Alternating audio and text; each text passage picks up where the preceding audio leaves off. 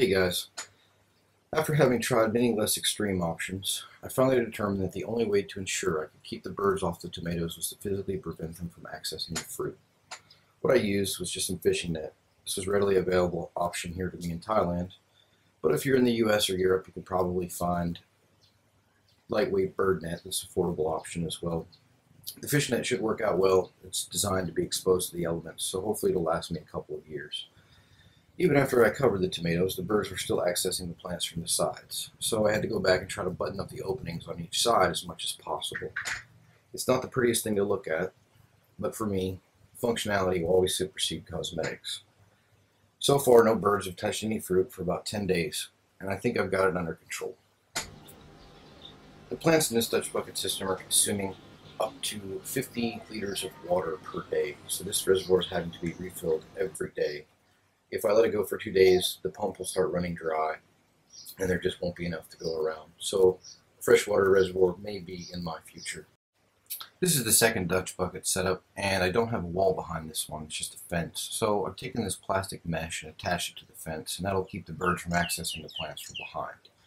As soon as the fruit starts to turn, I'll come back and put the fish net over the top of this one as well, and button up the sides the best I can to make sure they keep the birds out.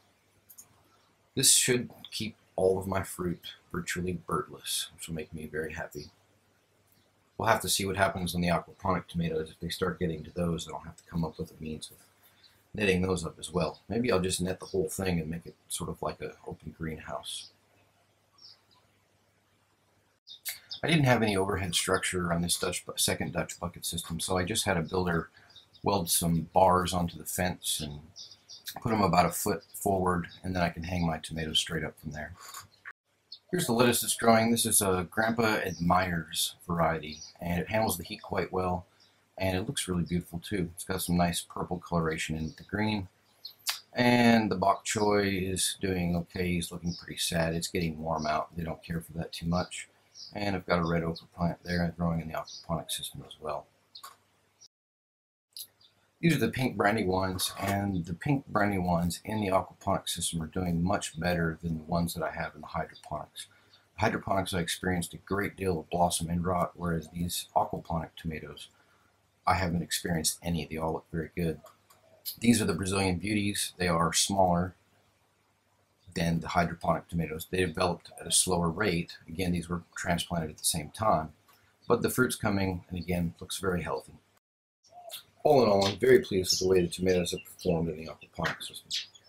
Alright, just so you can see a quick comparison between the aquaponic and hydroponic tomatoes, the two on the far left are pink brandywines. You can see those aren't doing that hot, but these Brazilian beauties are much further along in terms of they develop fruit faster, so obviously the fruits are larger, further along than the aquaponic tomatoes. That's it for now, guys. I appreciate you watching, and we'll see you next time.